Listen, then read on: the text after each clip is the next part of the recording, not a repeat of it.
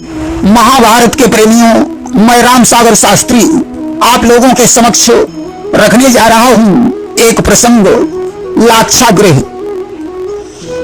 देखिए, शिक्षा दीक्षा से फारिग होने के पश्चात कर्ण और अर्जुन के बीच 36 का आंकड़ा चलने लगा। दुर्योधन तो पांडवों पर जलता ही था, परंतु उसका सबसे बड़ा दुश्मन भीम था। आज विचार करता है कि पांडवों के जीते जी हमारा निष्कंटक शासन नहीं चल सकता है।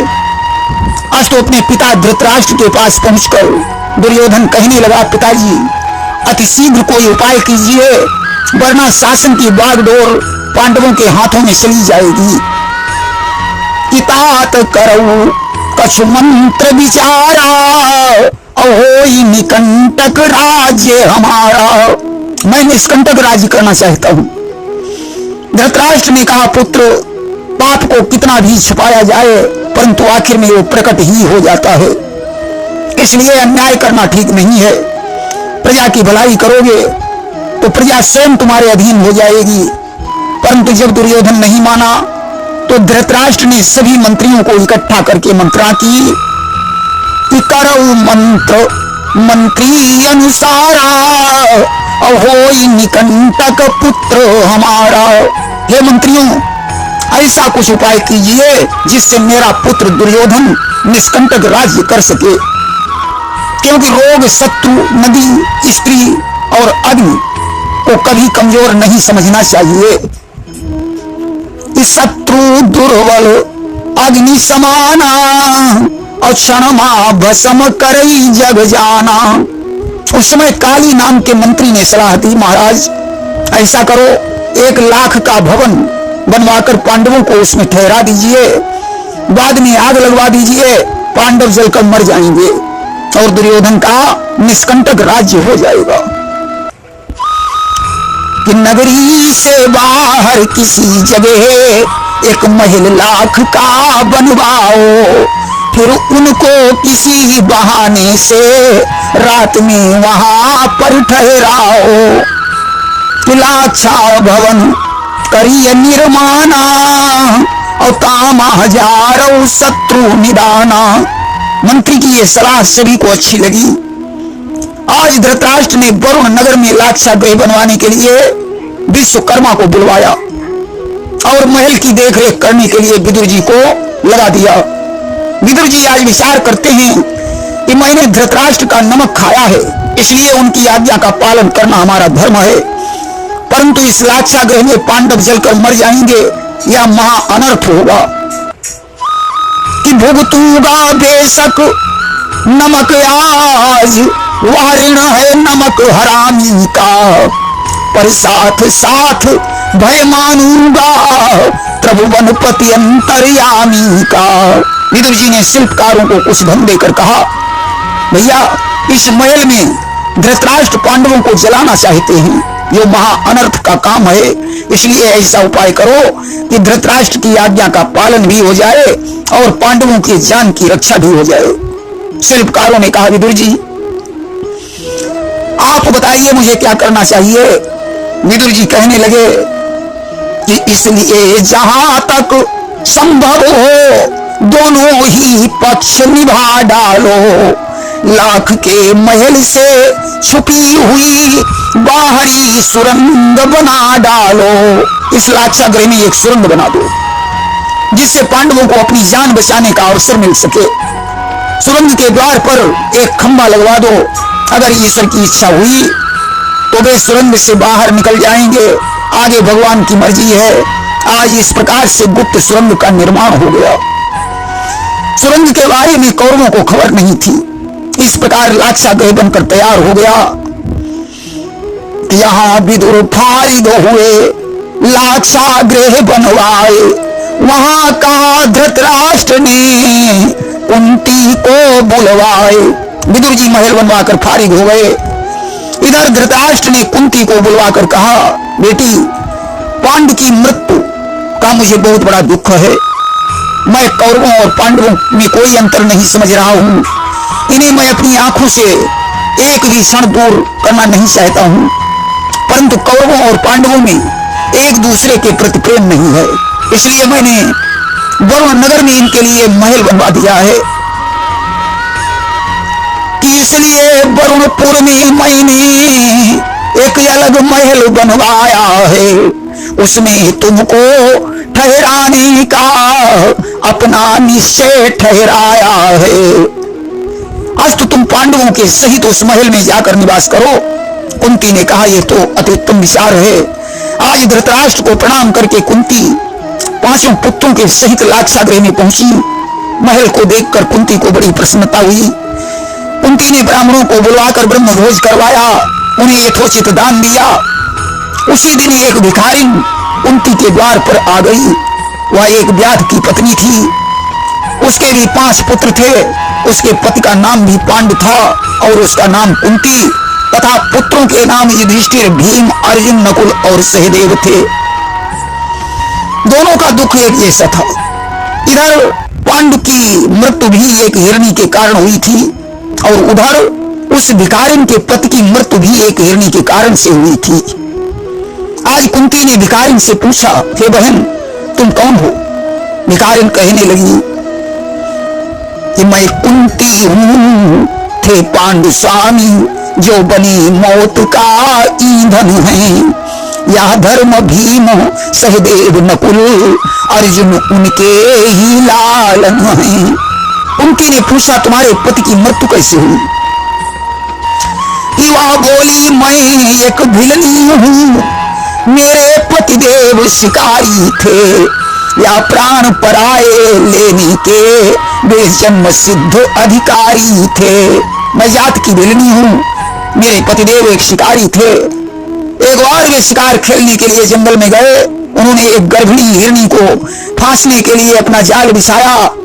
पूर्व की दिशा में उन्होंने कुत्तों को छोड़ दिया, उत्तर की दिशा में जाल को लगा दिया, पश्चिम की दिशा में आग लगा दी और दक्षिण दिशा में स्वयं धनुष बाण लेकर खड़े हो गए। अब तो हिरणी अपने प्राणों को बचाने के लिए झटपटाने लगी।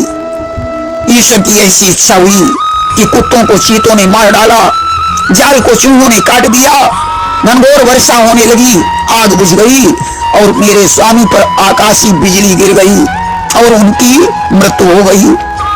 तब से मैं अनाथ होकर इन बच्चों के पालन पोषण के लिए इधर उधर भटक रही हूं। कुंती ने कहा, वश बहन तुम्हारी करुण कथा और मुझसे सुनी नहीं जाती। हमारी तुम्हारी शक्ल एक जैसी है, बच्चों की शक्ल हमारे बच्चों जैसी है, दोनों के पतियों का नाम एक जैसा है, मरने की कहानी भी एक जैसी है। जानते हो महाराज पांडु की मृत्यु कैसे हुई थी? एक बार राजा पांडु शिकार खेलने के लिए जंगल में गए थे कि एक बार श्री पांडु धनुर्धर खेलन चले शिकार, पहुंचे हैं जाके वीरान बन के मजार। उसी विपिन में एक मुनि जी तपस्विनी संग रहते थे, आठों याम राम का सुमिरन बड़े प्रेम से करते थे। दैव योग की बात मुनि पर काम प्रेत असुवार हुआ, चढ़ा करारा रंग काम का ध्यान योग बेकार हुआ।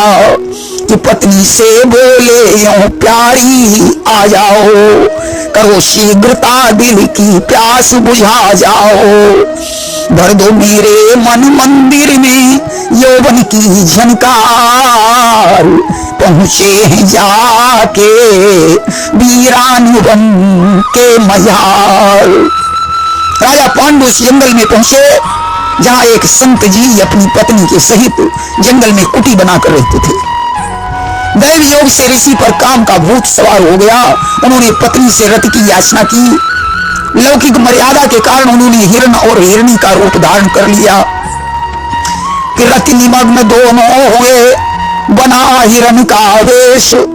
दैव योग से भटक कर पहुंचे वहीं नरेश। जिस समय दोनों रति निमग्न थे उसी समय धनुष पर बाण चढ़ाए हुए महाराज पांडु पहुंच गए। उन्होंने हिरण के ऊपर बाण का संधान कर दिया। बाण लगते ही दोनों असली रूप में प्रकट हो गए। अब तो भयभीत होकर राजा पांडु अपने अपराध की क्षमा मांगने लगे। संत ने कहा, हे राजन जिस तरीके से आज तूने रत निमग्न जोड़े को फोड़ दिया है, उसी प्रकार तुम ही जब अपनी पत्नी से संसर्ग करेगा तो तेरी मृत्यु हो जाएगी। ऐसा कहकर उन दोनों ने अपने प्राणों को छोड़ दिया। राजा पांडु दुखी होकर घर लौट आए। उन्होंने यह घटना कुंती और माद्री को बताई। सुनकर दोनों को बहुत बड़ा दुख हुआ। पांडु के उस समय कोई संतान नहीं थी। कुंती के पास दुर्वासा ऋषि का दिया हुआ एक आकर्षण मंत्र था। उसने पांडु की आज्ञा लेकर धर्मराज का आह्वान किया, जिससे युधिष्ठिर का जन्म हुआ। पवन देव की शक्ति से भीम, इंद्र की शक्ति से अर्जुन का जन्म हुआ। अश्विनी कुमारों की शक्ति से नकुल और सहदेव का जन्म हुआ, जिन्हें माद्री का पुत्र कहा जाता है। एक दिन दैव योग से पांडु ने माद्री से संसर्ग की चेष्टा की और उसी समय उनकी मृत्यु हो गई। अनुराग राग का बाग जला, बैरागी एक आग लेकर विधवा हो गई माद्री भी अंतिम दिन का सुहाग लेकर। अब तो राजमहल में हाहाकार मच गया। भीष्म पितामह कुंती और माद्री को धीरज बनाने लगे। धीरे धीरे जब पांडव कुछ बड़े हुए तो दुर्योधन ने दुश्मनी के कारण भीम को जहर का भोजन खिला दिया और लाश को गंगा जी में डाल दिया। यहाँ पाताल लोक में वासुकी की पुत्री अहिलमती के साथ भीम का विवाह हो गया। आज कुंती ने उस बिल्ली से कहा, बहन तुम्हारे और हमारे पति के मरने का कारण भी एक जैसा है। तुम भी अनाथ हो और हम भी अनाथ हैं। आज उसने भोजन कराकर उसे महल में ठहरा लिया, परंतु उसे क्या पता था कि आज पुत्रों समेत हमारी जिंदगी का आखिरी दिन होगा। उधर दुर्योधन ने कर्ण से कहा कि अब क्या करना चाहिए। कर्ण ने कहा, पुरोचन को भेजकर उस महल में आग लगवा दीजिए, पांडव जलकर मर जाएंगे, सारा झंझट समाप्त हो जाएगा। वरुण नगर में शाम को जा पहुंचा छलधाम, धर्मराज के सामने उसने किया प्रणाम। पुरोचन शाम के समय धर्मराज के पास में पहुंचा। उसने धर्मराज को जाकर प्रणाम किया। धर्मराज कहने लगे, आओ भैया पुरोचन, देखिए पिता के मरने के बाद उसका बेटा युवराज बनता है। अपने मुंह अधिकार मांगना शोभा नहीं देता। उन्होंने वरुणपुर में ये महल बनवा दिया, मुझे इसमें भी संतोष है। पुरोचन ने कहा, धर्मराज ये सब ईश्वर की इच्छा से हो रहा है। इतना याद रखो, खाई खोदने वाले के लिए हमेशा कुआं तैयार होता है। इस तरह मीठी मीठी बातें करके पुरोचन वहां ठहर गया। धीरे धीरे सभी लोग सो गए, परंतु पुरोचन जागता रहा। सुरभित समीर के झोंकों में सारा संसार सो रहा है। वह दुष्ट पुरोचन छली नीच क्षण क्षण पर विकल हो रहा है। आज जैसे ही मौका मिला, पुरोचन ने उस महल में आग लगा दी और वहां से भाग गया। अब तो सारा महल जलने लगा, लाख पिघल पिघल कर मोम की तरह गिरने लगी। दुर्योधन ने दूर से प्रकाश देखा, बड़ा प्रसन्न हुआ कि पिघल पिघल कर जब पड़े वीरों पर अंगार, तो कुंती मां के सहित जागे पांडु कुमार। अब तो ज्यों अंगार पिघल पिघल कर गिरने लगे, कुंती के सहित पांचों पांडव जाग गए कि चिल्लाए भीम युधिष्ठिर को, बेपार्थ पार्थ चिल्लाने लगे। कुंती ने एक चीख मारी, सहदेव नकुल बिलपाने लगे। धर्म ने कहा, ओ पार्थ भीम दौड़ो इस समय सहाय करो। हाँ वीर उठाओ अस्त्र शस्त्र, बचने का कहीं उपाय करो। धर्मराज ने कहा, भीमार्जुन इस समय अस्त्र शस्त्र लेकर सहायता करो।